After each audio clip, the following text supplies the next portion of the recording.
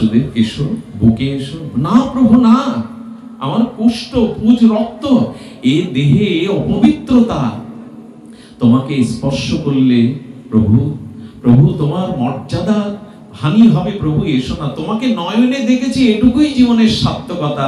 এই জন্মে তো হলো না, যেন আগামী জন্মে তোমার চরণ আশ্রয় করে বসতে পারি। প্রভু তোমাকে দেখাই আমার জীবনের সার্থকতা। দাঁড়াও, নয়ন ভোলানো রূপ নিয়ে এসেছো, প্রেম নিয়ে এসেছো, একবার দেখতে যাও। মহাপ্রভু কি বললেন জানেন? যদি কাছে বুকে না নিতে দেবে তবে ডাকলে কেন গৌর বলে? যদি ডেকেছো তো কাছে এসো, কেন ডাকলে? শোনো বাসুদেব, এই কলিহত জীবের পাপ তাপ স্খলন, শত অপরাধ, সবকিছু স্খলিত জীব যদি হা গৌরাঙ্গ হানি তাই বলে ডাকে, আমি তাকে কোল দেবই দেব বলে মহাপ্রভু নিজে গিয়ে বাসুদেবকে জড়িয়ে ধরেছে। পরম আশ্চর্য বৈভব, গৌরাঙ্গে নাস্ত ভাব, যা সর্বার্থ পূর্ণ এব স। কলিযুগ পাবন অবতার, পরম প্রেমময়, প্রেম পরতত্ত্ব সীমা, রাই কানু মিলিত তনু, কলিযুগ জীবের একমাত্র আশ্রয় গতি, সংকীর্তন প্রবর্তক শ্রী শ্রী সচিনন্দন গৌর হরি, পরম পাবন দাতা শিরোমণি, দয়ান্বিতাই চাঁদের মহা অনুকম্পায়, শ্রী শ্রী গান্ধার্বিকা গিরিধারীর অপর করুণায়, বঙ্গবসুন্ধরার দক্ষিণ বনালী নলতা স্থিত এই মহানাম সংকীর্তন যজ্ঞে আজ মহামাঙ্গলিক অধিবাস শ্রীপর্ব। এই অধিবাস মাঙ্গলিক শ্রীপর্বে শ্রী শ্রী হরিকথা যজ্ঞের, ভাগবত জ্ঞান যজ্ঞের, ভক্তি যজ্ঞের শুভারম্ভে অস্মাদীয় পরম আরাধ্য রাতুল আতুল বন্দনীয় শ্রীচরণ শ্রী শিল গুরু মহারাজের পাবন পদার বিন্দে অনন্ত অনন্ত কোটি দণ্ডবত প্রণতি। তৎসহ আজ পহেলা বৈশাখ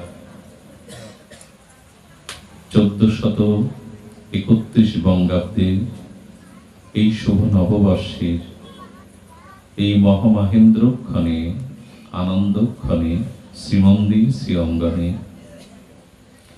সমাগত গৌরীয় ভক্তগণ, শুদ্ধ বৈষ্ণবজন, সজ্জন সাধুজন, মহন্তজন, শ্রদ্ধাশীলা ধর্মশীলা কল্যাণীয়া মাতৃগণ, আজ এই শুভ নববর্ষে প্রীতিপূর্ণ সশ্রদ্ধ দণ্ডবত প্রণাম আপনাদের সকলের আতুল চরণে। শুধু ভক্তগণ,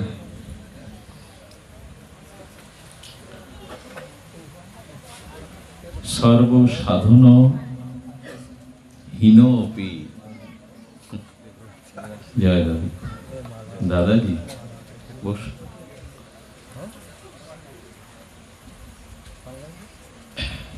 সর্বসাধন হীন অপি পরমা আশ্চর্য বৈভবে, গৌরাঙ্গে নাস্ত ভাব, যা সর্বার্থ পূর্ণ এব স।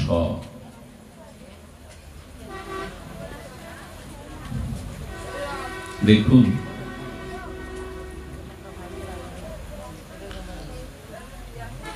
পিতৃ সম্পত্তির অধিকারী কে? পিতার সহায় সম্পত্তি স্থাবর অস্থাবর এর অধিকারী তার আত্মজ সন্তানগণ। নিরপেক্ষ পিতা, জন্মদাতা পিতা যদি আদর্শ বা ন্যায়পরায়ণ হন, তাহলে যোগ্য বা অযোগ্য পুত্র, বিদ্বান বা মূর্খ পুত্র, এই রূপে বিচার না করে তার সহায় সম্পত্তির ভাগ পুত্রকে সমভাবে বন্টন করেন কিনা? কোন আদর্শ পিতা তার স্থবর সহায় সম্পত্তি বিদ্বান বা মূর্খ সকল সন্তানের প্রতি তিনি সমভাবে বন্টন করেন। পিতার নিরপেক্ষতা হলো যোগ্য অযোগ্য নয়, আমার সকল সন্তান সুখে থাকুক। তো যারা একটু ধ্যান দিন, যারা সাধনহীন, ভজনহীন, যাদের শাস্ত্র জ্ঞান, যাদের সুমেধা, যাদের কঠোর তপ অনুশীলন নাই, আমার মতো মাদিস, অজ্ঞ, অধম, অবুঝ, সাধনহীন ব্যক্তিকে কে করুণা করবে?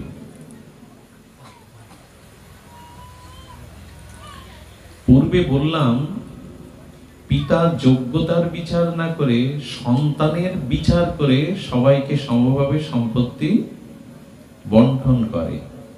তাহলে পরম পিতা ভগবানের কর্তব্য দাঁড়ায় নাকি? যার ভজন নেই, সাধন নেই, যে হীন, দীন, কাঙাল, তাকেও উত্তমকে যা দেবে, যদি পরম পিতার সন্তান হই আমরা, সেই স্বয়ং ভগবানের থেকে যদি আমরা অংশরূপে সৃষ্টি হই, তিনি যদি পরম পিতা হন, তাহলে যোগ্যতা না থাকলেও সন্তানকে তিনি কিছু দেবেন না? এইটি দেওয়ার জন্যই শ্রীমান গৌর হরি এসেছিলেন। অন্যান্য যুগে পাত্র বা যোগ্যতা বা তপস্যা বিবেচনা করে তাকে সেই রূপ ফল দেয়া হতো, কিন্তু গৌর অবতারে, পাবন অবতারে, মহাপ্রভু অবতারে এই নিয়ম থাকলো না।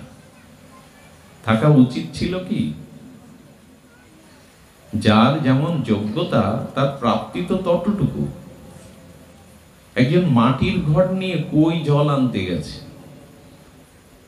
তো মাটির ঘটের আয়তন যতটুকু, কুয়ো থেকে সে তার বেশি জল নিতে পারবে কি? সে মনে করলো কুয়ো ক্ষুদ্র, ও আমাকে এর বেশি জল দেওয়ার সামর্থ্য রাখে না, আমি পুষ্করণীতে যাই। কুয়ো থেকে পুষ্করণী সরোবর বড়, সেখানেও পাত্র নিয়ে জল ভরলে দেখলো সেই কুয়োতেও যে ঘট ভর্তি পেয়েছিলাম, পুষ্করণীতেও সেই পরিমাণ। আচ্ছা, উনি যদি সাগরে যায়, তো তার ঘট বা তার পাত্রের আয়তন যতটুকু, পুষ্করণীতে, সরোবরে, কুয়োতে, সাগরে কোন জায়গায় কি তার বেশি পাবে? মানুষ পায় কখন? পায় যোগ্যতা বা পাত্র হিসাবে। এটাই তো নিয়ম। যার যোগ্যতা, যার পাত্র যতটুকু, সে সমুদ্রে যাক, মাটির ঘট নিয়ে, বা পুকুরে যাক, বা কুয়োতে যাক, সে এক ঘটই পাবে। সমুদ্রকে যদি বলা হয় তুমি বিশাল অনন্ত, তুমি কেন কুয়োর মতো এক ঘটি দেবে? সমুদ্র বলবে পাত্র যতটুকু ততটুকুই তো দেব। কিন্তু মহাপ্রভুর অবতারে এই বিচার থাকলো না। মহাপ্রভু বললেন, আমি এবার পাত্র বা অপাত্র বিবেচনা করব না।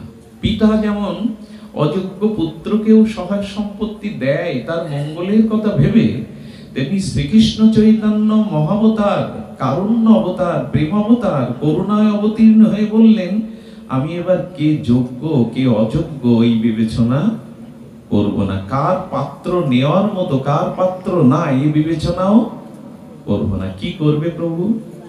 বলো, অকাতরে সবাইকে আমি প্রেম দিয়ে দেব, বিনা বিচারে প্রেম দিয়ে দেব।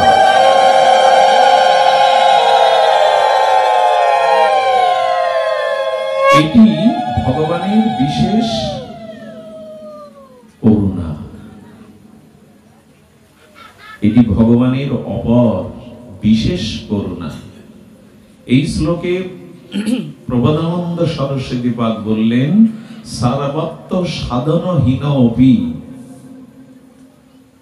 যদি সমস্ত সাধন হতে আমি বঞ্চিত হই, সৌভাগ্য থেকে সুকৃতি থেকে বঞ্চিত হই, তবে এক পরম আশ্চর্য সংবাদ, সাধনহীন, ভজনহীন, সুকৃতিহীন, সর্ববঞ্চিত, লাঞ্ছিত অযোগ্যকে তিনি পরম একটা আশ্চর্য সংবাদ জানালেন। পরমা আশ্চর্য বৈভব শব্দটা দিয়েছেন, পরম আশ্চর্য বৈভব। গৌরাঙ্গে ন্যস্ত ভব যা সর্বদা পূর্ণ এব সা। শোনো কলির জীব, যদি সাধন না থাকে, ভজন না থাকে, সুকৃতি না থাকে, সমর্থ না থাকে, তবে পরম আশ্চর্য সংবাদ হলো এই, তোমরা গৌর চরণকে আগলে ধরো। তাতে আশ্চর্য কি হবে না, তিনি সর্বাত্মপূর্ণ এব স।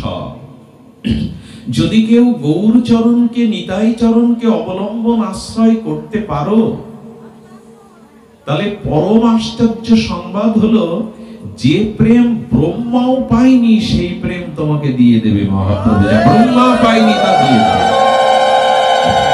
এটা আশ্চর্য নয় কি? যে রস গুপ্ত সিন্ধু ব্রহ্মা না পায় এক বিন্দু, সেই প্রেম মহাপ্রভু যাকে তাকে দিচ্ছেন। পাত্রা পাত্র ন বিচারেন ন কুরুতে না সা ভিক্ষাং। কে পাত্র কে অপাত্র, কাকে দেওয়া উচিত কাকে দেওয়া উচিত নয়, এই বিচার মহাপ্রভু করছেন। এখানে নড়ানড়ি করো না, কথা বলো না, এই বিচার করছেন না। এটা যেন বন্যার জল, যখন আকাশ বন্যা আসে না, চারিদিকে প্লাবিত হতে থাকে, তখন নর্দমার দূষিত জল, যাতে মানুষ পাও স্পর্শ করে না, দূষিত ঘৃণিত, সেই বন্যার, আকাশ বন্যার উচ্ছ্বসিত জলের তরঙ্গ তখন ওই ড্রেনের দূষিত জলকে একাকার করে নদী প্রবাহমান হয়ে সাগরে মিশিয়ে দেয়, কাউকে বাদ দেয় না, সবকেই ভাসিয়ে নিয়ে যায়। এটা বন্যার মহিমা। আকাশ বন্যা, প্লাবিত জলধারায় নর্দমার কীটময় দুর্গন্ধ অপবিত্র জলকেও বন্যার জল তরঙ্গায়িত করে ভাসিয়ে সমুদ্রে নিয়ে যায়। ড্রেনের জল যদি সমুদ্রে মিশে যায়, গঙ্গায় মিশে যায়, তাকে আলাদা করে কি আর চিনতে পারবেন এটা ড্রেনের দূষিত জল? এখানে বুঝতে পারবেন? ড্রেনের দূষিত জল বন্যার স্রোতধারায় যদি সমুদ্রে গিয়ে মেশে বা গঙ্গায়, তখন আলাদা করা যাবে কি এটা ড্রেনের জল ছিল? চৈতন্য মহাপ্রভুর প্রেম বন্যা, তার কারুণ্যের করুণা বন্যা এমনই, তিনি বিচার করছেন না কার পাওয়া উচিত কার না পাওয়া উচিত। এত বড় করুণা, এত বড় কৃপার অবতার হয়নি আর হবেও না। গৌরাঙ্গে ন্যস্ত ভাব, যদি নিজের মনের ভাবটা শ্রী গৌরাঙ্গ চরণে রাখতে পারো একবার, সাধনহীন, ভজনহীন, সুকৃতহীন, তবু পরম আশ্চর্য বৈভবের সংবাদ হলো যে সর্বাত্মপূর্ণ এব সা। তিনি ব্রহ্মাদিরও দুর্লভ সেই ব্রজ প্রেম, রাধা প্রেম তোমাকে দিয়ে দেবেন। একজন কাঙাল গিয়ে রাজ দরবারে ছত্র, দানের ছত্র গিয়ে বলছেন, আমার অভাব, চাউল ডাউল তেল দিন, ক্ষুধার্ত আমি, বুভুক্ষ আমি। রাজ কর্মচারী এসে বলছেন, তোমার পাত্র কই? তেল চাল ডাল নেবে তো পাত্রের প্রয়োজন। বললেন, আমি এত হতচ্ছাড়া হতভাগ্য যে আমার পাত্র নাই। রাজা জুড়ে দাঁড়িয়ে দেখছিলেন, পাত্র নাই বিধায় সে চলে যাচ্ছে। রাজা বলছেন, শোনো, এদিকে এসো তুমি। তোমার পাত্র নেই, তুমি কেন বিমুখ হয়ে বঞ্চিত হবে? আমি তোমায় পাত্রও দেব, পাত্রের দ্রব্যও দেব। এটা রাজার বিশেষ দান। তেমনি চৈতন্য মহাপ্রভু এই বিশেষ কলিযুগে আমাদের মতো তার্কিক, পাষণ্ড, আমাদের মতো ভক্তিহীন, ছল কপট, ভজনহীন, সাধনহীন, সুকৃতিহীন, দয়াহীন, করুণাহীন জীবকে তিনি পাত্রও দিচ্ছেন, সেই পাত্র ভরে অপার প্রেম ভক্তিও দিয়ে দিচ্ছেন। পাত্র দেওয়া মানে কি? আমরা প্রেম ভক্তি নেব কোন পাত্রে? এই জাগতিক কোন পাত্রে?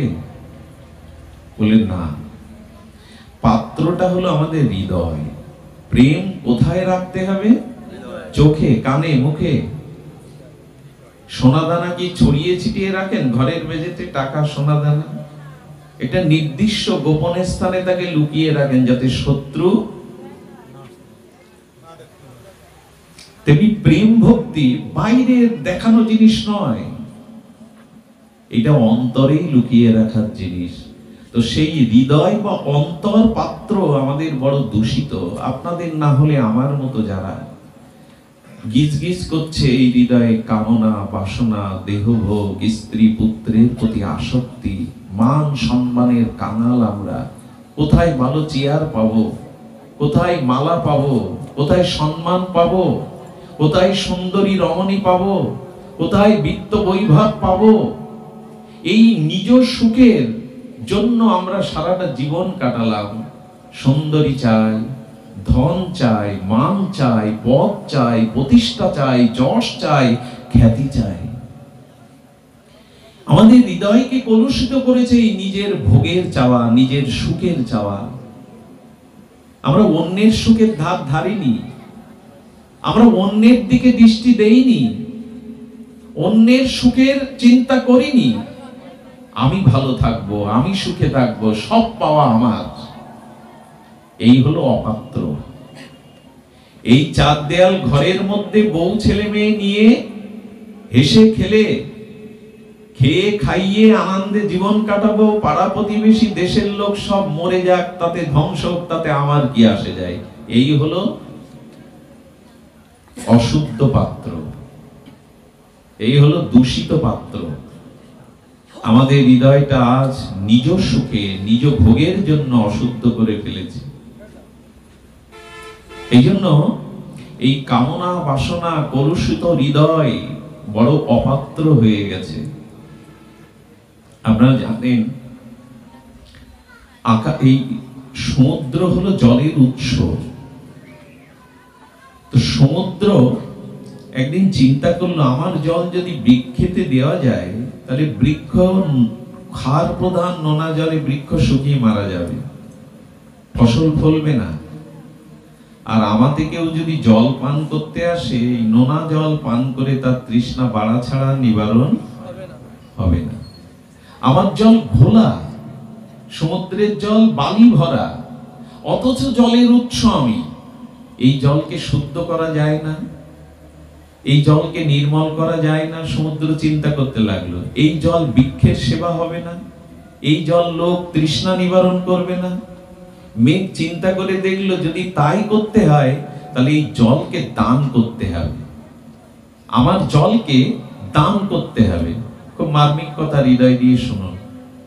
যদি আমি দান করি, তাহলে সমুদ্রের জলের যা যা অবগুণ আছে, শ্রেষ্ঠ হলেও গুণহীন, নোনা, ক্ষার প্রধান, বৃক্ষ মরে যায়, মানুষের তৃষ্ণা নিবারণ হয় না, সেটা গায়ে মাখতে গেলেও তো বালি লেগে যাবে। আবার কোন শুদ্ধ জলাশয়ে তাকে পুষ্করিণীতে স্নান করে পবিত্র হতে হবে, মানে শুদ্ধ হতে হবে। সমুদ্র চিন্তা করলেন, আমাকে দান করতে হবে, দান না করলে বস্তু শুদ্ধ হয় না। দেখুন দানে কি হয়, স্নানে করলে দেহ শুদ্ধ হয়, আর দানে মন শুদ্ধ হয়।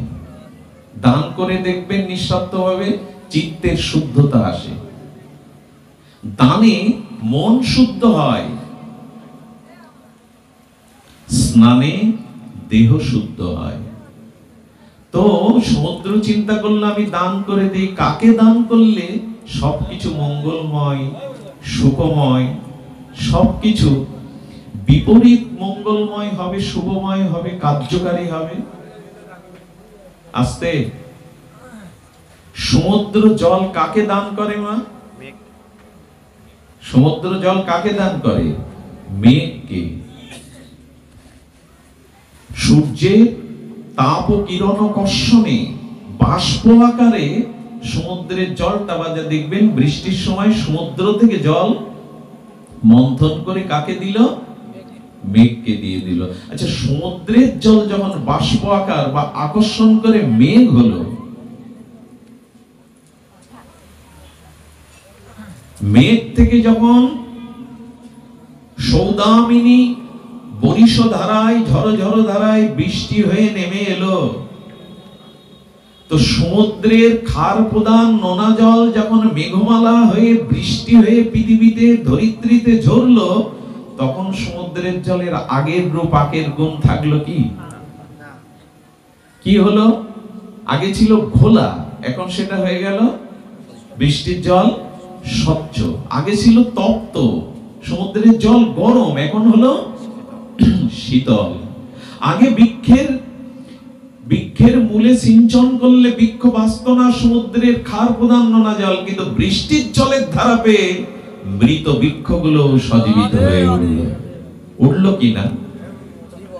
আর প্রাণ ভরে সমুদ্রের জল খেতে উঠলে কৃষকের মন ভালো হবে? ভালো হবে কি? কিন্তু ওই সমুদ্রের জল মেঘ হয়ে যখন কৃষকের খেতে পড়তে লাগলো, কৃষকের মুখে ফুটলো হাসি। দেখুন, একই বস্তু বিপরীত হয়ে কিভাবে কার্যকারী হচ্ছে, মঙ্গলময় হচ্ছে। মঙ্গলময়। একটু শান্ত থাকুন। অসুস্থ শরীর নিয়ে অনেক কষ্ট করে আপনাদের মাঝে এসেছি, যদি একটু কৃপা করেন, করুণা করুন, শান্ত থাকুন। তো সমুদ্রের জল বিপরীত হয়ে গেল,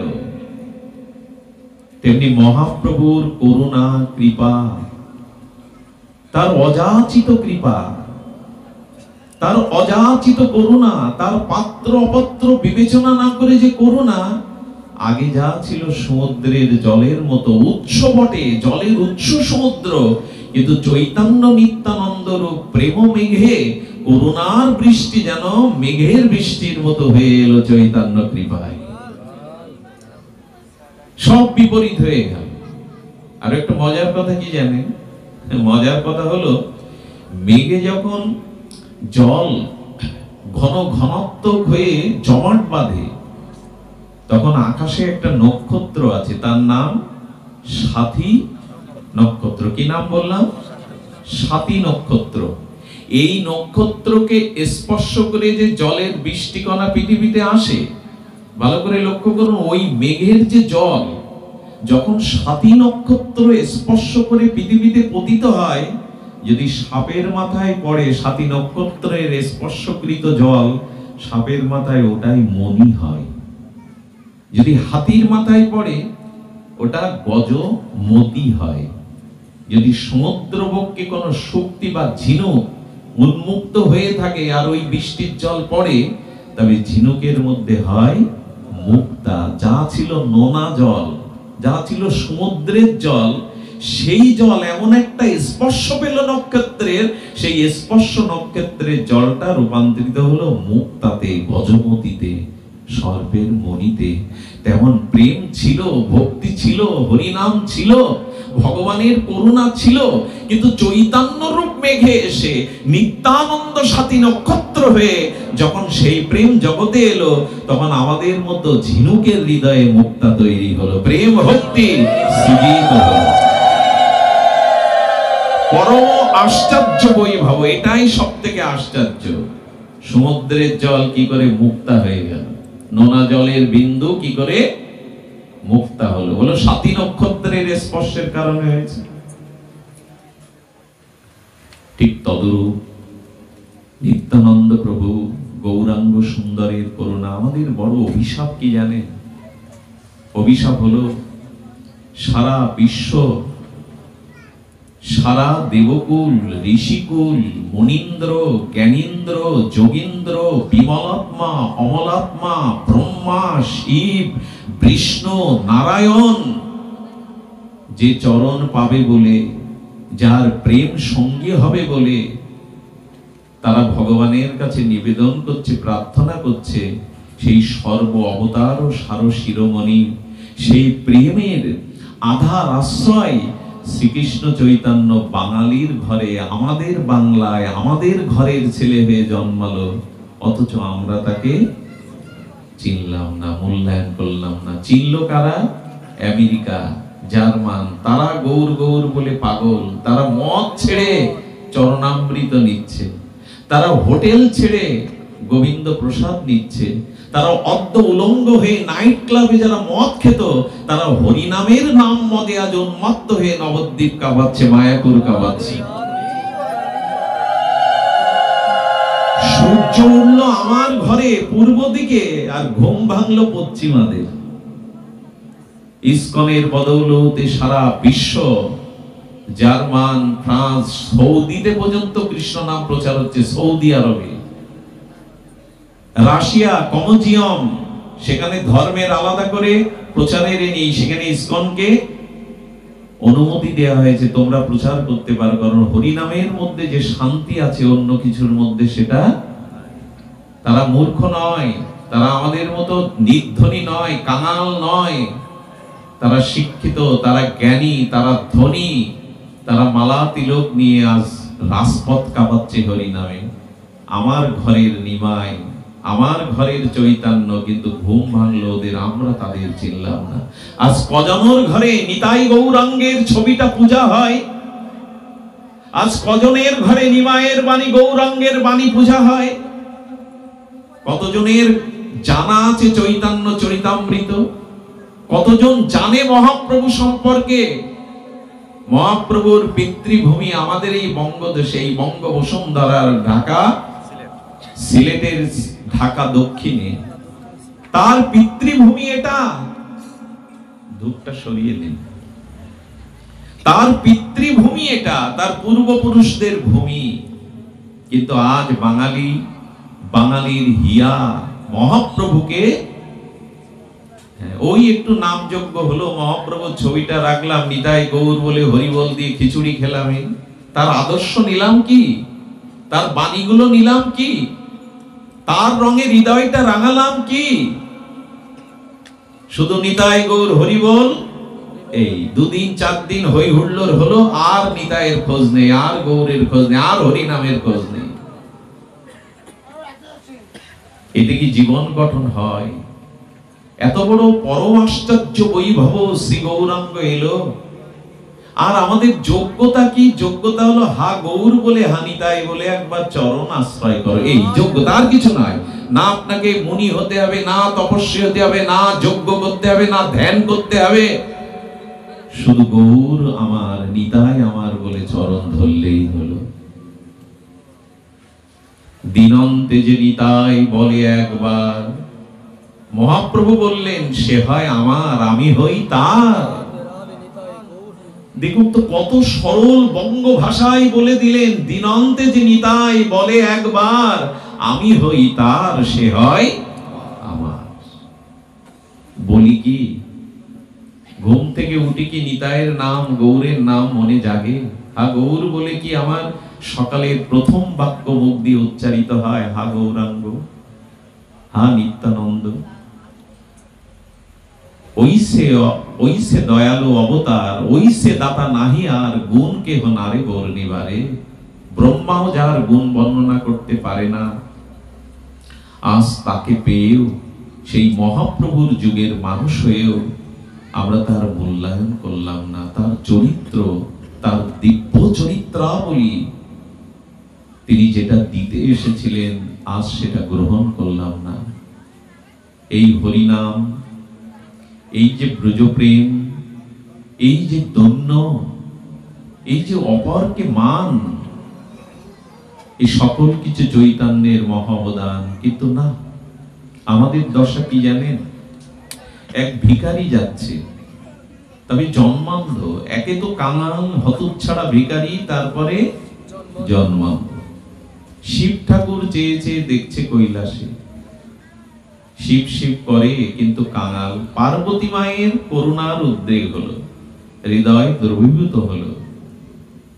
পার্বতী মা বলছেন, প্রভু ওই কাঙাল জন্মান্ধকে কিছু দিন না, মণিমুক্তা, অভাব ঘুচে যাবে। বলেন ও দিলেও নেবে না। বলেন প্রভু দিয়ে দেখুন আমার সামনে। না, তিনি অন্ধ নন, ভুল হলো একটু, তিনি কাঙাল ভিখারি, অন্ধ নন। যাচ্ছে পথ দিয়ে ভগবান শঙ্করকে মাতা পার্বতী নিবেদন করলেন, আচ্ছা ও পাবে না কেন বলছেন? ওর চোখ আছে, পথ দিয়ে যাচ্ছে, সামনে কিছু মণিমুক্তার থলে ফেলে দিন, ও নিলে অভাব দূর হবে। ভগবান শঙ্কর মণিমুক্তা, সেই চিন্ময় মণিমুক্তা একটা থলে দিয়ে সামনে ফেলে দিলেন 10 হাত দূরে। ও ঠিক 10 হাত দূর থেকে ওর মনে একটা ভাবের উদয় হয়েছে। কি ভাব জানেন? অন্ধ ব্যক্তি রাস্তায় কিভাবে চলে আমি একটু দেখি তো, অনুকরণ করে। অন্ধ সাজার জায়গা ওইখানেই অন্ধ সাজার ভাব ওর মনে এসছে। অন্ধ সেজে সে থলে বেরিয়ে চলে গেছে। শিব ঠাকুর পার্বতীকে দেখিয়ে বলছেন, এই দেখো কিছু মানুষ আছে যারা দিলেও। ওই সময় ওর অন্ধ হওয়ার ভাব জেগেছে। আমাদের দুর্দশা তাই। শ্রীকৃষ্ণ চৈতন্য মহাপ্রভু ব্রহ্মার বাঞ্ছিত প্রেমধন দিতে এলেন, বিতরণ করতে এলেন, কিন্তু সেই মণিমুক্তা প্রেম ভক্তি পেয়েও অন্ধ সাজলাম, এড়িয়ে গেলাম। এই হলো দুর্দশা। এই জন্য আসুন, সর্বসাধনহীন যদি হই, কোনো যোগ্যতাও যদি না থাকে, তবে একটু গৌর বলুন, সরল প্রাণে, একেবারে সরল প্রাণে একবার গৌর বলুন, একবার নিতাই বলুন। এতেই করুণা হবে, এতেই কৃপা হবে। সর্বাত্মপূর্ণ এব সব, তুমি সর্বপূর্ণ পূর্ণতা পাবে, সর্বপূর্ণতা পাবে তুমি। গৌরাঙ্গের দুটি পদ, যার প্রেম সম্পদ, সেজনা ভক্তি রস সারগ। ওই সমুদ্রের জল যেমন মেঘে গেলে বিপরীত হয়ে যায়, তেমনি গৌর চরণে আশ্রয় নিলে, ভজন সাধন না থাকলেও তোমাকে সার করে দেবেন। গৌরাঙ্গেরও মধুর লীলা, যার কর্ণে প্রবেশিলা। গৌর কথা, গৌর লীলা যদি কারো কর্ণে শ্রদ্ধা ভাবে প্রবেশ করে, ভাবের সহিত, তবে তিনি প্রেম ভক্তি পাবেন, আজও পাবেন, আজও পাবেন। আজও যার সরল হৃদয়, নিষ্কপট হৃদয়, তিনি যদি শ্রী গৌরাঙ্গের নাম নেয়, আজও গা আওলায়, আজও লোকগুলো খাড়া দেয়, গৌরাঙ্গ বলতে গিয়ে আজও নয়নে জল ঝরে যায়। একটু সরল হয়ে, একটু সহজ ভাবে, কপটতা শূন্য হয়ে গৌর যদি বলি, তিনি অবশ্যই করুণা করবেন। মনে আছে, মনে আছে পুষ্ট বিপ্রের কথা। সে গৌর ভজন করেনি, গৌর মণ্ডলে জন্মেছে, গৌর ভজন করেনি, কারণ তার কাছে সংসার, স্ত্রী পুত্রের মায়া প্রবল। সকলে গৌর ভজন করে, কিন্তু বলে আমি সংসার ছেড়ে, স্ত্রী পুত্রের এই সুখ স্বাচ্ছন্দ্য ছেড়ে আমি গৌর চরণে যেতে পারবো না। মহাপ্রভুর অলক্ষ্যে বুঝি করুণা হলো। মাঝে মাঝে শরীরে দুরারোগ্য বা রোগ শোক আসাটাও কিছু মানুষের মঙ্গল বয়ে আনে। রোগ মঙ্গল হয়, হলো হয়। রোগ শোক আসাটা দরকার আছে। কেউ যদি দিন চায়, রাত না চায়, তার জন্য পৃথিবীর জায়গা নাই। কেউ যদি পূর্ণিমা চায়, অমাবস্যা না চায়, তার জন্য পৃথিবীর জায়গা নয়। কেউ যদি জোয়ার চায়, ভাটা না চায়, তার জন্য এই পৃথিবীর জায়গা। ঠিক তদুপরি কেউ যদি সুখ চায়, দুঃখ না চায়, তার জন্য এই পৃথিবীর জায়গা নয়। সে টিকতে পারবে না পৃথিবীতে। দুটোই নিতে হবে, সুখকেও নিতে হবে, দুঃখকেও নিতে হবে, মানকেও নিতে হবে, অপমান। বলে মান নেওয়া যায়, অপমান নেব? গীতাকার ভগবান বলেছেন মান অপমান সমান বলে। প্রভু এটা কি বললেন? কেউ আমার স্তুতি করছে, মালা পরাচ্ছে, আমার নামে পত্র পত্রিকা ছাপাচ্ছে, তো মান যেমন করে নেব অপমানও নেব। বলে হ্যাঁ, কেন নেবে? বলে তোমার চরিত্রের মধ্যে যে দোষ কলঙ্কগুলো এসেছে, দোষগুলো এসেছে, ওই দোষকে, ওই চরিত্রকে সংশোধন মানের দ্বারা হবে না। যদি কখনো সমাজে অপমানিত হতে পারো, কলঙ্কিত হতে পারো, তখন দ্রুত চরিত্রটা শুদ্ধ হয়ে যাবে, যেটা মানে হয় না। অপমানে কলঙ্কে তাড়াতাড়ি শুদ্ধ হয়ে যায়, শুদ্ধ হয়ে যায়। যদি উন্নত সুবর্ণ সোনাকে অ্যাসিডে পুড়িয়ে খাঁটি করতে হয়, তো অপমানের আগুনেও পুড়ে তুমি খাঁটি হবে। শুধু মান পেলে তোমার সর্বনাশে হয়ে যাবে। দুহাত বাড়িয়ে দুটোই নিতে শেখো, এটাই জগৎ। আচ্ছা, আজ পর্যন্ত কেউ দাবি করেছেন দিনের পরে রাত আসবে কেন, এলো কেন? এ কথা কেউ প্রশ্ন তুলেছেন? একটু কথা বলুন, কেউ প্রশ্ন তোলেন কি? দিনের পরে রাত আসলো কেন? আচ্ছা, শীতের পরে বসন্ত আসলো কেন? এ প্রশ্ন তোলেন কি কেউ? তোলে না। শীতের পরে বসন্ত আসবে কেন, ঠিক এ প্রশ্ন যেমন তুমি করো না, তেমন এই প্রশ্নও করবে না সুখের পরে দুঃখ এলো কেন, মানের পরে অপমান এলো কেন। দুটোই নিতে শিখতে হবে, তবেই বেঁচে থাকা যাবে। একটাকে বেছে নিতে গেলে আপনি মানসিক শান্তি হারিয়ে ফেলবেন, পারিবারিক শান্তি হারিয়ে ফেলবেন। ভগবান জেনে শুনে এই দুটো ব্যবস্থা আমাদের দিয়েছেন। তো মাঝে মাঝে রোগ, শোক, অপমান, কলঙ্ক মানুষকে খুব সংশোধন করে দেয়, সোনা খাঁটি করার মতো অ্যাসিডে। তো মহাপ্রভুর কৃপায়, আচ্ছা, দুঃখ এলে আর সুখ এলে কোনটা চায় আমরা বেশিরভাগ মানুষ? একটু কথা বলবেন। 99% মানুষ সুখ চায়, কিন্তু সুখ এলে আপনার দুটো জিনিস নষ্ট হয়, আর দুঃখ এলে দুটো জিনিস সঞ্চয় হয়। খুব মার্মিক কথা, হৃদয় দিয়ে শুনতে হবে। সুখের কথাটা বলি, সুখ এলে আপনার দুটো জিনিস নষ্ট হয়ে যায়। সুখ আসে কেন? আমার কোনো না কোনো জন্মে কোনো পূর্ণ কর্ম অর্জিত ছিল, সেই পূর্ণ অর্জিত কর্মের দ্বারা ধন, মান, সম্মান, এই সম্মানগুলি আসছে। যখন আপনি ওই সম্মানের কারণে সুখ ভোগ করছেন, তখন পূর্বের যে পূর্ণটা ক্ষয়। ধূপটা যত পুড়ে গন্ধ বিলাবে, তত ধূপ ক্ষয়ে, চন্দনটা যত ক্ষয়ে ক্ষয়ে সুবাস বিলাবে, চন্দনের কাঠ তত ক্ষয়ে যাবে। সুখ ভোগ করছেন মানে পুরাতন অর্জিত পূর্ণ খরচ হয়ে গেল। আর সুখ আসলে আরেকটা ক্ষতি হয় কি? কথাগুলো কাউকে মানে কি করা, সান্ত্বনার কথা নয়, এটাই দর্শনের কথা। সুখ এলে আরেকটা জিনিস কি হয় জানেন? সব থেকে বড় ক্ষতিটা হয়, সুখ এলে, ঐশ্বর্য এলে, ভোগ এলে মানুষ ভগবানকেই আগে ভুলে যায়। তখন ভালো সাজগোজ, খাওয়া দাওয়া, আনন্দ ফুর্তি করার মানসিকতা তৈরি হয়, তখন আর ভগবানের দিকে দৃষ্টি যায় না। এটা ক্ষতি না লাভ? মা, এটা ক্ষতি না লাভ? ভগবানকে ভুলে যাওয়া ক্ষতি না লাভ? কিন্তু আমরা সুখ পেয়ে তো ভুলি।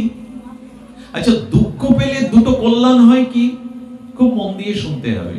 দুঃখ হলে দুটি কল্যাণ হয় হলো, পুরনো কোনো পাপের কারণে এই দুঃখটা, রোগটা, শোকটা আমার জীবনে এসেছে। বিনা কারণে জগতে কেউ কিছু ভোগ করে না, কারণ কোনো কারণ ছাড়া পৃথিবীতে কোনো কার্য সম্পন্ন হয় না। আবার বলি কথাটি, কোনো কারণ ছাড়া পৃথিবীতে কোনো কাজ হয় না। কাজ হওয়ার মূলে হলো কারণ। এই জন্য পৃথিবীর এক নাম কার্য কারণাত্মক পৃথিবী। আচ্ছা, এই যে কাপড়টা দেখছেন, এই কাপড় তৈরি হওয়ার কারণ কি? সুতা। সুতা না হলে হয় কি? কিন্তু আমরা সুতা দেখি না, কাপড় দেখি। বলার সময় বলি না কি এটা সুতো, বলি এটা কাপড়। সুতোর কাপড় বলি কি অমুকের কাপড় বলি, কিন্তু কাপড় বলি। মালাটা গাঁথা হয়েছে কিসে? সুতা না হলে ফুলগুলো গ্রথিত করা গিয়ে মালা করা যেত। এখন আর কি দেখছেন, সুতা না মালা? ভগবান বললেন যে কোনো কার্য হওয়ার আগে তার একটা কারণ থাকে। মালার কারণ যেমন সুতা, কাপড়ের বা বস্ত্রের কারণ যেমন সুতো, ঠিক তেমনি কোনো কিছু ঘটবার আগে তার পূর্বে একটা কারণ থাকবে। কারণ ছাড়া কোনো কার্য হয় না। তাহলে আমার জীবনে যে দুঃখ এলো, রোগ শোক এলো, এর কারণ কি? এর কারণ তোমার জীবনে পূর্বে যে পাপ ছিল, সেই পাপটা প্রারব্ধ হয়ে ক্ষয়ে যাওয়ার জন্য এই দুঃখ রোগ আসছে।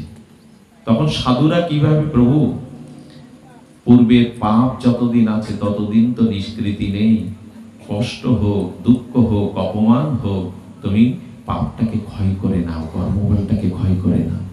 আচ্ছা, গ্যাংগ্রিন হয়েছে আঙুলে, যদি মনে করি 2 বছর পরে করবো, এখন কাটবো কেন? তাহলে তো পুরো শরীরটা আক্রান্ত হবে। তখন ডাক্তারের কাছে গিয়ে কি বলি? ডাক্তার বাবু, আঙুলটা অপারেশন করে দিন, সার্জারি করে মুক্ত করে দিন। আচ্ছা, ওর ব্যথা তো লাগবে।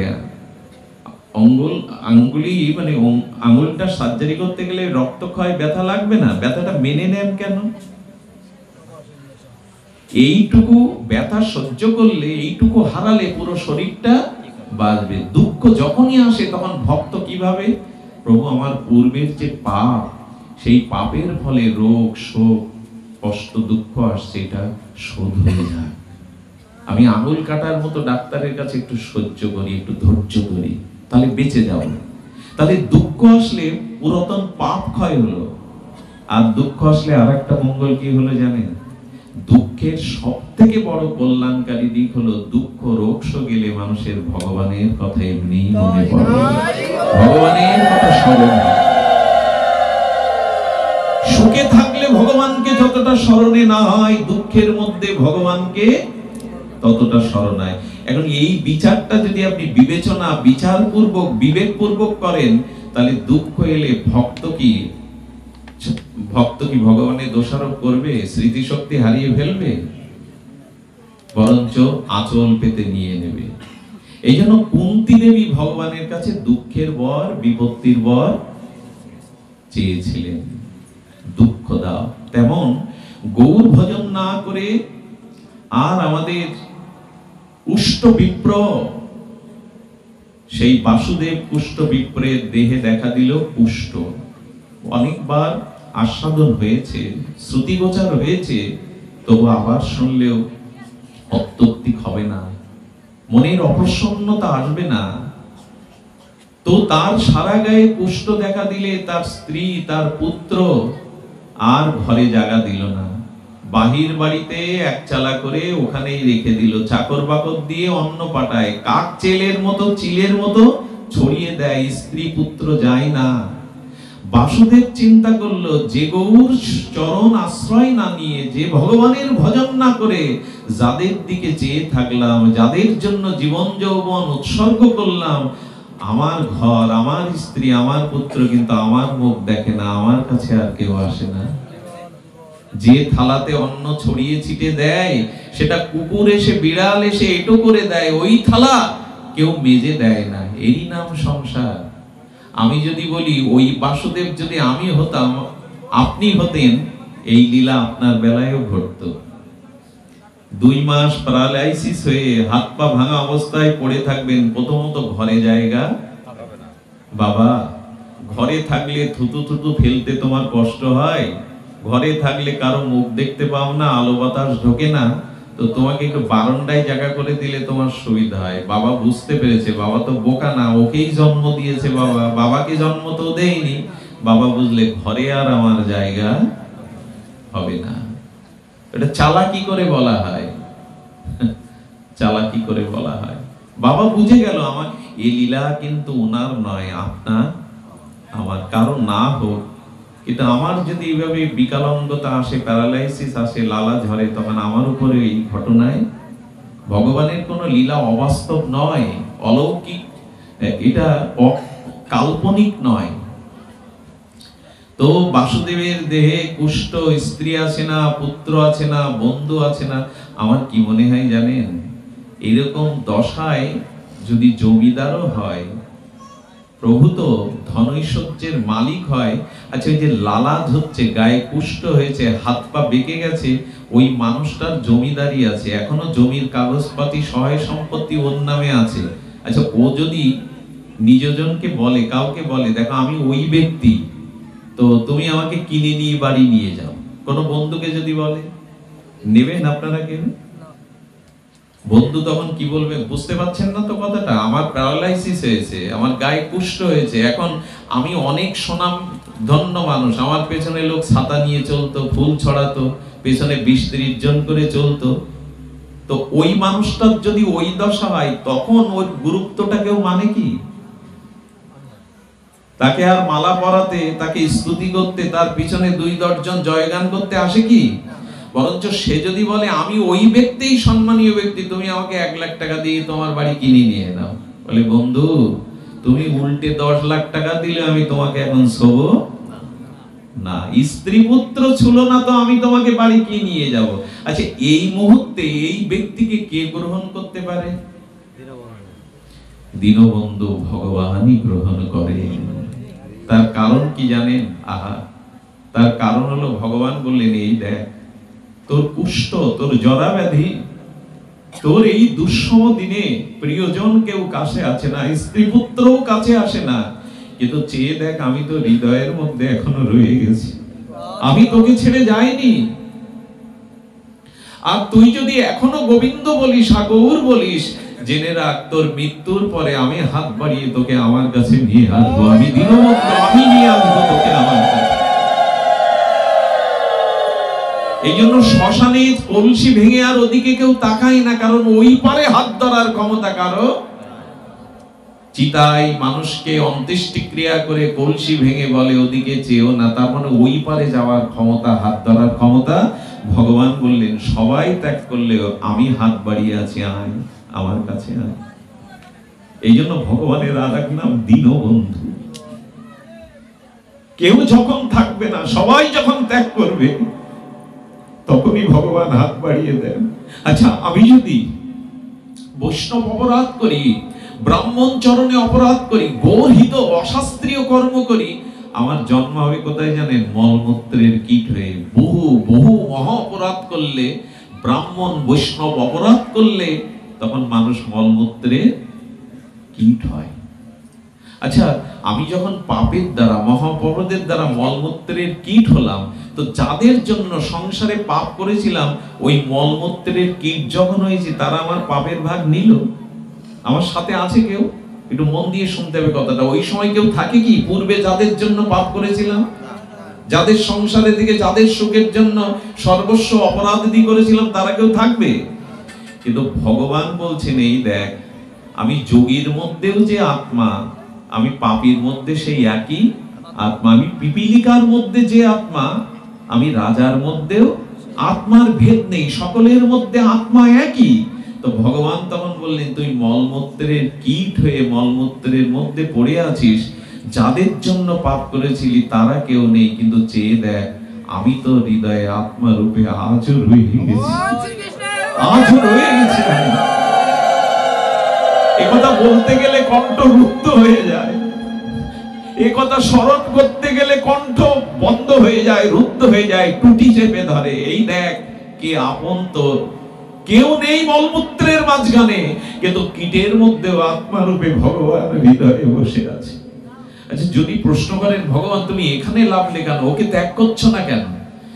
আমি যাকে ত্যাগ করি তার যে আর কোনো আশ্রয় থাকে না। এই জন্মে যাকে পিতামাতা বলে পেয়েছো, আগামী জন্মে তারা পিতামাতা থাকবে না, কিন্তু আমি জন্ম জন্মান্তরে তোমারই থাকবো, চিরদিন তোমারই থাকবো। আমি এক জন্মের নয় তোমার, আমি চিরদিনের, চির জন্মের। আমি তোমায় ত্যাগ করলে তোমার কোনো গতি কি করবে? ভগবান বললেন মলমূত্রের মধ্যে কীট রূপে ওর মধ্যে আছি কেন জানো?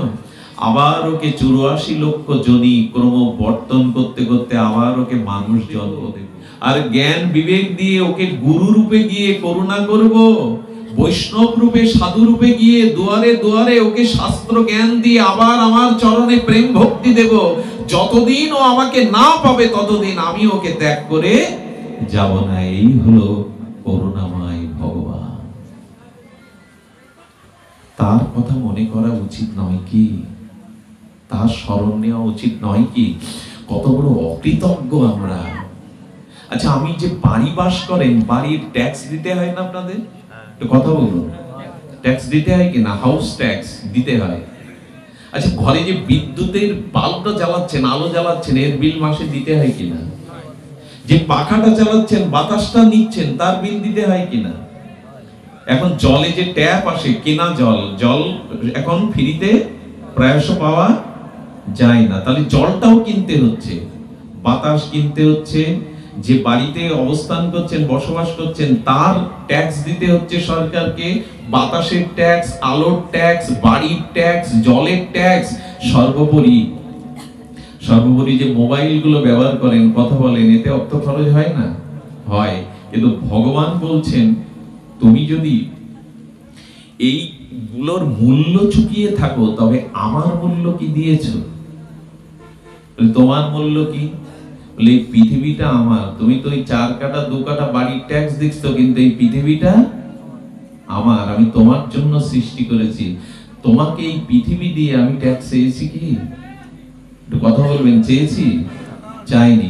আচ্ছা, চন্দ্র সূর্য যদি উদয় না হতো, এই যে বিদ্যুৎ দেখছেন না, আলো, এই আলো সব ধার করা, সব সূর্য থেকে। সে সৌর বিদ্যুৎ বলুন, জলবিদ্যুৎ, জলের থেকে বিদ্যুৎ তৈরি হয় কি করে? ওই স্রোতের মধ্যে। হলো সূর্যের কিরণ যেখানে যেখানে পড়ে, ওখানে আগুন তত্ত্ব আছে, কাঠের মধ্যে, সবার মধ্যে। তো সূর্যই হলো আলোর উৎস, আর সব ধার করা। তো সূর্য যদি উদয় না হতো, পৃথিবীর স্থায়িত্ব থাকতো? সূর্যগ্রহণ হলে খাদ্য পয়জনই হয়ে যায় ওই কয়েক ঘন্টার জন্য, ওই খাদ্য খেলে অসুস্থ হতে। আর সূর্য যদি না উঠতো, পৃথিবী দূষিত হয়ে যেত। চন্দ্র না এলে, সূর্য না এলে আলো পেতেন কি করে? দিন শুরু হতো কি করে? চাঁদ সূর্য বিল চেয়েছে আপনার কাছে, ভগবানের এই প্রদীপ আলো। আচ্ছা, বাতাস যদি বন্ধ করে দেওয়া যেত, বাতাস বা অক্সিজেন যদি ভগবান বন্ধ করে দিত, বাঁচতাম কি? হাসপাতালে অক্সিজেন নিলে বিল দিতে হয়, কিন্তু জন্ম থেকে পর্যন্ত ঈশ্বর যে আপনাকে বাতাস, অক্সিজেন দিয়েছে, বিল পাঠিয়েছে। ভগবান বললেন, মোবাইলে কথা বলো কেন জানো? আকাশ আছে বলে। আকাশ যদি না থাকতো, তাহলে আপনার সামনে আমি মাইকেও কথা বললে আপনি শুনতে। আকাশ মানে শব্দ গুণকত্তম আকাশন, শূন্যস্থানকে আকাশ বলে। আকাশ মানে এরকম নীল না, আকাশের রং নীল। দূরের কোন অনন্ত বিভু বস্তুকে নীল দেখায়, যেমন সমুদ্রের জল দূর থেকে নীল দেখায়, অথচ সে নীল নয়। বৃহৎ বস্তু, অনন্ত বস্তুকে নীল দেখায়। তো লক্ষ্য করুন, সেই অনন্ত আকাশ আছে বলে আমরা শব্দ শুনতে পাই। তার মানে শঙ্খটা বাজে কেন জানেন? শঙ্খের মধ্যে একটা শূন্যস্থান আকাশ আছে বলে শঙ্খ বাজে। তেমনি আকাশ আছে বলে আমরা কথা, একটা স্তর আছে, বায়ু স্তরের উপরে গেলে সেখানে কথা বললে কেউ শুনতে পায় না। ভগবান বললেন, এত কিছু আলো, বাতাস, অক্সিজেন, পৃথিবী তোমায় দিয়েছি শব্দ, আমি বিল চাইনি। তো যদি আমাকে অন্তত স্মরণ না করো, আমার ভজন না করো, তুমি অকৃতজ্ঞ নও কি? এই কৃতজ্ঞতাটাও স্বীকারের জন্য তো একটু হা ভগবান বলা লাগে, হা গৌর বলা লাগে, হা নিতাই বলা লাগে, একবার কৃষ্ণ বলা লাগে, অন্তত কৃতজ্ঞতার জন্য। তাও তো বলি না, তাও তো বলি না। এই জন্য আমাদের ছেড়ে ভগবান চাননি। শত পাপ করলেও, অপরাধ করলেও, কৃমি কীট হলেও, সর্প সরশ্রী হিংস্র জীবজন্তু হলেও ভগবান আমাদের ত্যাগ করে যাননি। আমার বলবার অভিপ্রায়, রাত হচ্ছে, এইটুকু ভগবানের স্মরণ নিতে হবে। ওই কুষ্ঠ বিপ্র দেখছে যে কেউ আসে না আমার কাছে, পোকাগুলো ক্ষত স্থান থেকে থেকে পড়ে যায়। কি করে জানেন? কাঁদতে কাঁদতে পড়ে যাওয়া পোকাগুলোকে তুলে আবার ওই ঘায়ে দিয়ে দেয়, দিয়ে চোখের জলে বলে, সবাই পর করে দিয়েছে আমার, সবাই আমাকে ছেড়ে গেছে, তোরা ছেড়ে যাস না। পোকাগুলোকেও ক্ষতস্থানে তুলে লাগায়, বলে তোরা আমায় ছেড়ে যাস না। বলে কেন? বলে তোরা আমার শরীরে এসেছিলি, এই জন্য আমি সংসারকে চিনতে পেরেছি, আপনজনকে বুঝতে পেরেছি। তোরা যাস না আমায় ছেড়ে। পৃথিবীতে এরকম চরিত্র পাওয়া যায় না। ক্ষতস্থানে আবার পোকাগুলো রেখে বললেন, তোরা যতদিন থাকবি ততদিন ভগবানের ভগবানের কথাই মনে পড়বে। সংসারে যে কেউ কারো না, এটা যে স্বার্থের জায়গা। স্বার্থ ফুরালে আমার কাছ থেকে যখন কেউ সুখ আর পাবে না, তখন আমাকে আর ওরা কেউ মনে, এই সংসারটা একটা চুক্তির জায়গা। এই সংসারটা একটা চুক্তির জায়গা। যখন আপনার কাছ থেকে আর কেউ সুখ পাবে না, তখন আপনাকে আর কেউ মনে, এটা চুক্তিবদ্ধই সংসারে, স্বার্থের সংসার। স্বার্থ এই জগতে মাত্র দুজন দেখে না, সবাই দেখে। সেটা হলো পিতা আর মাতা। মা আর বাবা সন্তানকে স্বার্থের কারণে পালন করে না, বড় করে না। এই পিতামাতাই একমাত্র ভালোবাসার আশ্রয়। কিন্তু দুঃখের বিষয়, সেই বৃদ্ধ পিতামাতাই আজ সব থেকে লাঞ্ছিত, সব থেকে বঞ্চনার শিকার।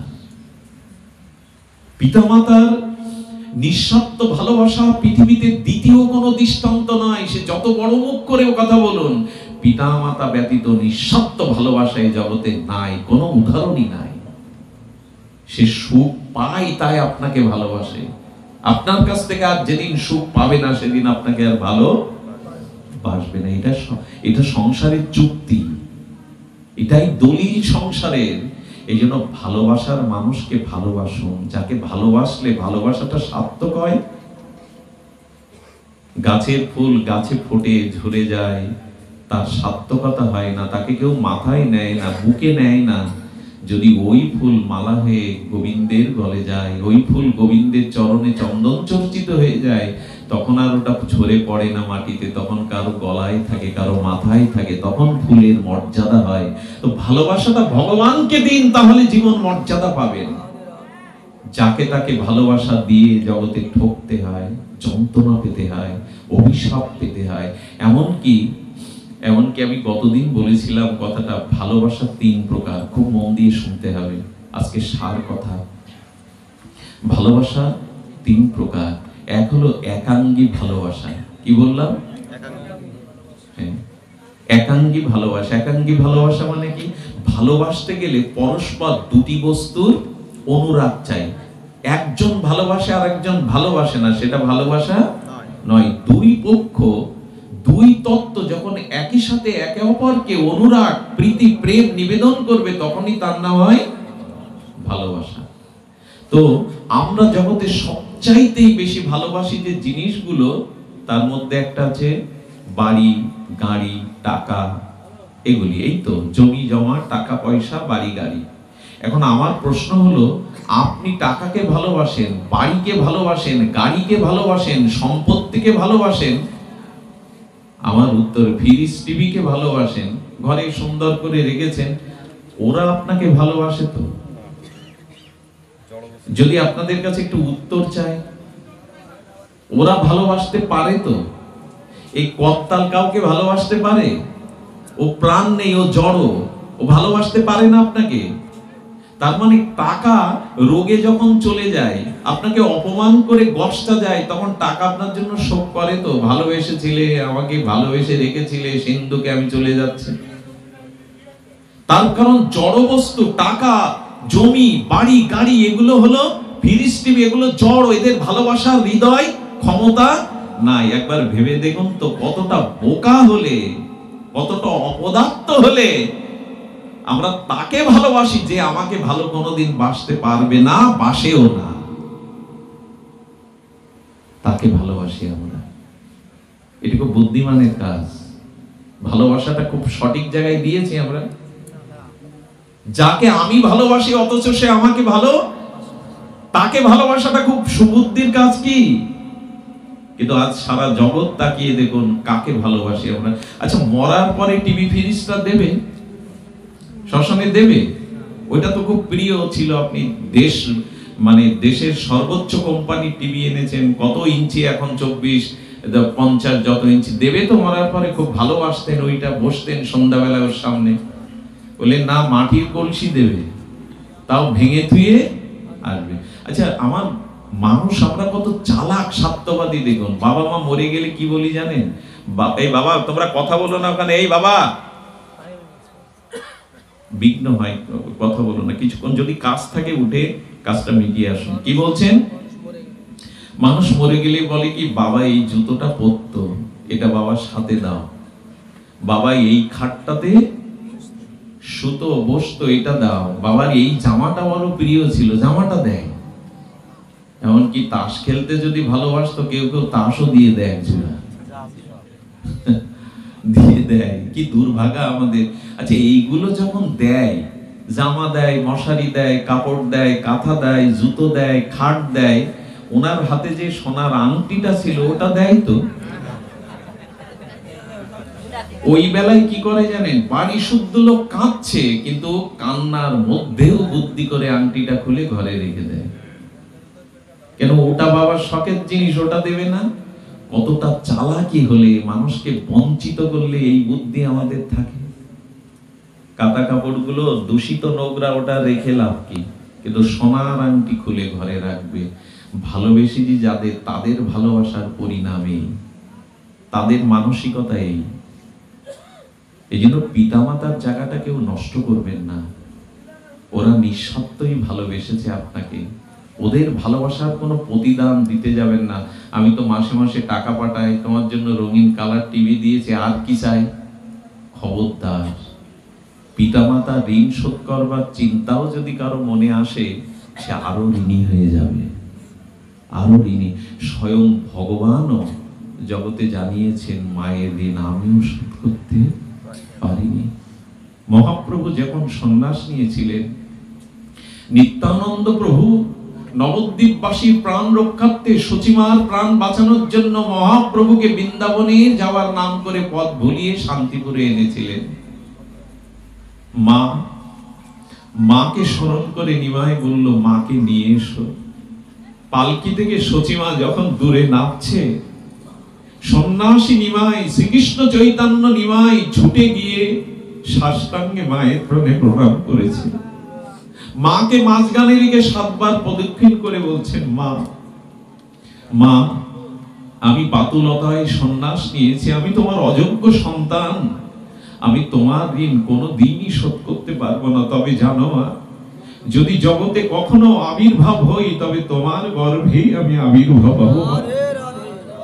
আমি তোমার গর্ভে আবির্ভাব হব, তোমার ঋণ আমি কোনোদিনই শোধ করতে পারবো না।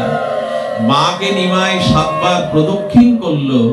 মায়ের কোলে বসে বলছেন, মা, তুমি যদি বলো আমি সন্ন্যাস ত্যাগ করে আবার গৃহে ফিরে আসি। সচিমা চোখের জল মুছিয়ে বলছে, নিমাই, সন্ন্যাস ত্যাগ করার কথা যদি বলি, তাহলে সন্ন্যাস ধর্ম কলুষিত হবে, কেউ আর সন্ন্যাস ধর্মের মর্যাদা দেবে না। তোর মা হয়ে আমি তা পারি না। তবে শোন নিমাই, বৃন্দাবনে তুই যাস না, বৃন্দাবনে তুই ভজন করিস না, কারণ তখন বৃন্দাবন লুপ্ত ছিল, জঙ্গল ছিল, কেউ বৃন্দাবনে যেত না। তুই বৃন্দাবনে গেলে আমি তোর খোঁজ পাবো না রে নিমাই। তোর বাবা চলে গেছে, তোর বড় ভাই চলে গেছে, তোর 7 বোন মারা গেছে, ঘরে বিষ্ণুপ্রিয়া একটা অগ্নিকে রেখে তুই চলে যাচ্ছিস। তুই ছাড়া তোমার ইহকালে পরকালে কেউ নেই। তবে তুই বৃন্দাবনে যাস না, বৃন্দাবনে গেলে আমি তোর খোঁজ পাবো না। নিমাই বলছে, বলো মা। মহাপ্রভু তো ব্রজেই যাচ্ছিলেন, কিন্তু মার কথা রাখতে বললেন, তুই লীলা চলে যা, পুরী ধামে যা। কারণ পুরী ধামে সবার গতাগতি, সবাই যাতায়াত করে, অন্তত তোর সংবাদটা আমি পাবো। নিমাই মাকে বললেন, মা, আমি তোমার কথা রাখবো, আমি পুরী ধামে যাব। মহাপ্রভু 24টা বছর লীলা চলে পুরীতে কাটালেন, বৃন্দাবনে যাননি মায়ের কথা রক্ষার জন্য। স্বয়ং ভগবান মাকে আর কি করতে জানেন? প্রতি বছর নবদ্বীপ থেকে গৌরীয়গণ যখন রথযাত্রায় 4 মাসে প্রভুর দর্শনে যেতেন, তখন জগন্নাথের প্রসাদী কাপড়, জগন্নাথের প্রসাদ ভক্তদের দিয়ে বলতেন, আমার মাকে বলো যেন নিমাইকে ক্ষমা করে। নিমাইয়ের মতিচ্ছন্ন হয়েছে, তাই মায়ের সেবা ত্যাগ করে নিমাই সন্ন্যাস নিয়েছে। মাকে বলো নিমাইকে যেন ক্ষমা করে। আর এখন অনেক সন্তান হয়েছে, একটু দীক্ষা নিতে পারলেই মায়ের হাতে খাবে না। হ্যাঁ, এমনকি মাও তার কাছে বাধা হয়ে দাঁড়ায়। এই জায়গাটাকেও নষ্ট করবেন না। কলিযুগে বৃদ্ধ বিদ্যাদের চরম অবস্থা। ওদের একটা আশীর্বাদ আপনার যে আগত ভবিষ্যৎকে সুন্দর করতে পারে। তো ভগবানও প্রতিদিন শ্রীকৃষ্ণচন্দ্র ভগবানও যশোদার পায়ের ধুলো না নিয়ে বসতে যেত না।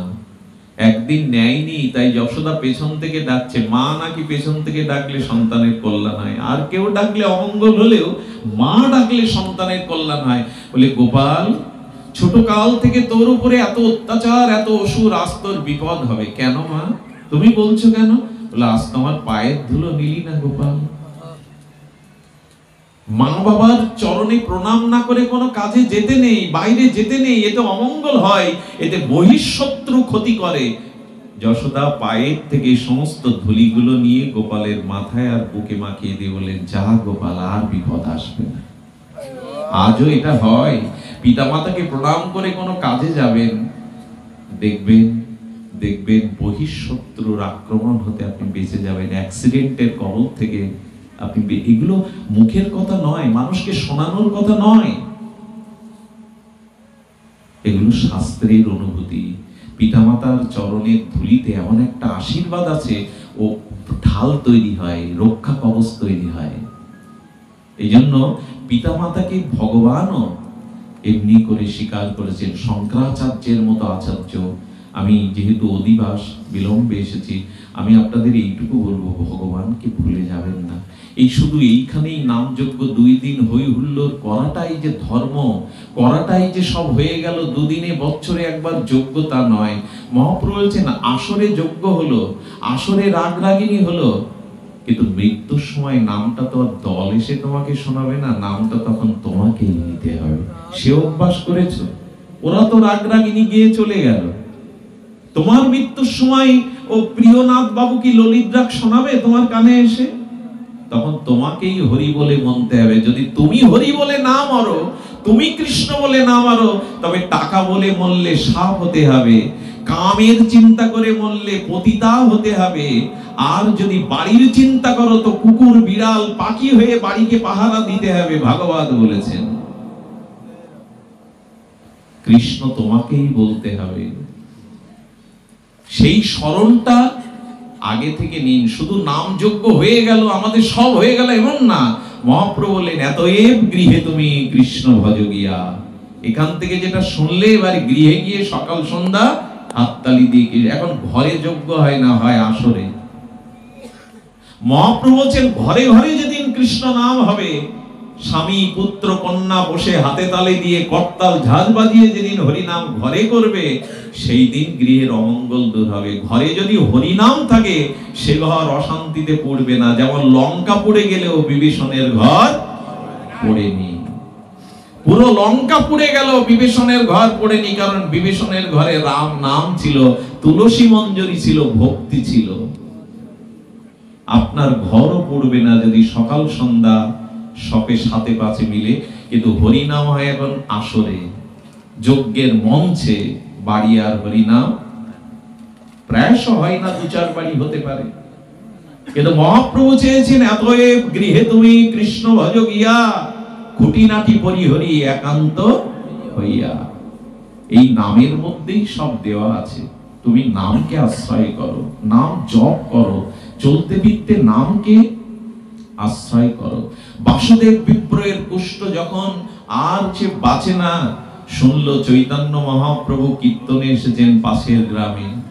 উনি ভাবলেন, পড়ি মরি গড়াতে গড়াতে যদি চৈতন্য চন্দ্রের উদ্দেশ্যে রাস্তায় মরি, তবু গতি হবে। তাই ধুলাতে গড়াতে গড়াতে উঠতে পারে না, চলতে পারে না, বাসুদেব চলেছে। বাসুদেব যেতে যেতে যেতে যেতে কি করেছেন না, যেতে যেতে ভোর হয়ে গেছে। যে গৃহাঙ্গনে মহাপ্রভু সংকীর্তন করছিলেন, কীর্তন বিশ্রামান্তে মহাপ্রভু চলে গেছেন, বিদায় নিয়েছেন। সেখানে গিয়ে শুনছে মহাপ্রভু কিছুক্ষণ আগে চলে গেছে। সেই ধুলায় লুটাচ্ছে আর আর্তনাদ করছে, হা গৌর, হা গৌর, তোমায় পেলাম না। এই যে হৃদয় থেকে আরতি ভরে হা গৌর বলেছে 2-3 বার। মহাপ্রভু বহু দূরে চলে গিয়েছিলেন, ওইখান থেকে মহাপ্রভু ফিরে তাকিয়েছেন পেছন দিকে। ভক্তরা বলছে, প্রভু পেছনে কেন তাকাচ্ছেন? বলে, শুনতে পাচ্ছ না, কে যেন আমাকে গৌর বলে হা গৌর বলে ডাকছে। বলে, প্রভু পেছনে তো কেউ নেই, যত দূর চোখ যায় কেউ তো ডাকছে না। বললেন, এটা কানে শোনা যায় না, এটা যে হৃদয়ের ডাক। কে যেন সর্বস্ব হারিয়ে হা গৌর বলে আমায় ডাকছে। আমাকে যেতে দাও, আমাকে যেতে দাও। মহাপ্রভু মহাপ্রভু ছুটে এলেন, ছুটে এসে দেখলেন ধুলায় ধূসরিত সেই পোকা কীট আর সেই ক্ষত কুষ্ঠ ব্যাধি। এই বিপ্র মাটিতে ধুলার লোটা হাগর হাগর বলছে। মহাপ্রভু হাত বাড়িয়েছেন, কোন ভগবান এরকম হাত বাড়ায় না। দেখবেন সবার হাতে ত্রিশূল আছে, খড়গ আছে, সুদর্শন আছে, কেউ এরকম করে হাত কেন বাড়িয়েছে জানো? আতুর হও, পতিত হও, স্খলিত হও, যে একবার নিতাই বলবে, গৌর বলবে, আমিও হাত বাড়িয়ে তাকে কোলে নেব, আমিও তাকে হাত বাড়িয়ে কোলে নেব। এই জন্য মহাপ্রভু হাত তুলেছে, অন্য কারো এরকম হাত নাই। ডাকছেন তিনি জীবকে, এসো। কোন ভগবান এভাবে হাত তুলে, মা হাত তুলেছেন, 4 হাত তিনি অভয় মুদ্রা দিয়েছেন, কিন্তু মহাপ্রভু যেন ডাকছেন জীবকে, জীব জাগো বলে, জীব জাগো বলে গোরা চাঁদো ডাকে। দেখুন, আমি একটা কথা বলি, মহাপ্রভু ছুটে এসে বলছেন, বাসুদেব আমায় ডেকেছো, তুমি এসেছো প্রভু, তুমি এসেছো, সবাই ত্যাগ করে গেছে, তুমি এসেছো? বলে হ্যাঁ বাসুদেব, এসো, বুকে এসো। না প্রভু না, আমার কুষ্ঠ, পুজ, রক্ত, এ দেহে অপবিত্রতা, তোমাকে স্পর্শ করলে প্রভু প্রভু তোমার মর্যাদা হানি হবে, প্রভু এসো না। তোমাকে নয়নে দেখেছি, এটুকুই জীবনের সার্থকতা। এই জন্মে তো হলো না, যেন আগামী জন্মে তোমার চরণ আশ্রয় করে বসতে পারি প্রভু। তোমাকে দেখাই আমার জীবনের সার্থকতা। দাঁড়াও, নয়ন ভোলানো রূপ নিয়ে এসেছো, প্রেম নিয়ে এসেছো, একবার দেখতে যাও। মহাপ্রভু কি বললেন জানেন? যদি কাছে বুকে না নিতে দেবে তবে ডাকলে কেন গৌর বলে? যদি ডেকেছো তো কাছে এসো, কেন ডাকলে? শোনো বাসুদেব, এই কলিহত জীবের পাপ তাপ স্খলন, শত অপরাধ, সবকিছু স্খলিত জীব যদি হা গৌরাঙ্গ হানিতাই বলে ডাকে, আমি তাকে কোল দেবই দেব বলে মহাপ্রভু নিজে গিয়ে বাসুদেবকে জড়িয়ে ধরেছেন। এমন পতিত উদ্ধারণ, এমন পতিত তারণ, এত পতিত পাবন, এত করুণা নিধি, করুণার আশ্রয়, করুণার গুণনিধি আর কোন অবতারে আসেনি, আসবেও না। বুকে জড়িয়ে ধরেছেন। পরশ পাথরের ছোঁয়া পেলে লোহা যেমন সোনা হয়, সঙ্গে সঙ্গে বাসুদেব কুষ্ঠ বিপ্রের দেহটা স্বর্ণময় হয়ে গেল, নীরব হয়ে গেল। কোথায় কুষ্ঠ? প্রভুর পরশ স্পর্শে শুদ্ধ হয়ে গেল। বাসুদেব চরণে পড়ে বললেন, প্রভু আর সংসার নয়, এবার তোমার চরণ যুগলই আমার জীবনের একমাত্র আশ্রয় হোক। গৌর ভগবানের বৈশিষ্ট্য এটি পাঠের বিশ্রাম কথা। আপনি যতটা না কেঁদেছেন, গৌর আপনার জন্য তার থেকে বেশি কেঁদেছেন। আপনি যতটা ভগবানকে না খুঁজেছেন, গৌর অবতারে ভগবান আপনাকে তার থেকে বেশি খুঁজেছেন। আপনি উপরে যাননি ভগবানকে খুঁজতে, ভগবান উপর থেকে অবতরণ করেছেন আপনাকে খুঁজতে। আপনি চৈতন্য দেবের ঘরে যাননি, চৈতন্য দেব নিতাই আপনার দ্বারে দ্বারে এসেছে। এর থেকে বড় করুণার কাজ থাকতে পারে? তো যাই হোক, এই গুণালিতে আসবার একটা ইচ্ছা পূর্বে থেকেই ছিল, কারণ আমাদের ধনঞ্জয় কৃষ্ণ দাস পরম ভক্ত, তার শ্বশুরালয় এটা, ও আমার দক্ষিণ হস্ত, আমার হৃদয়ের একটা হৃৎপিণ্ড বলতে পারেন। নিঃস্বার্থভাবে যেভাবে সেবা করে, প্রেমানন্দ আছে, নিতাই আছে, এরা আছে, কিন্তু ধনঞ্জয় সর্বদা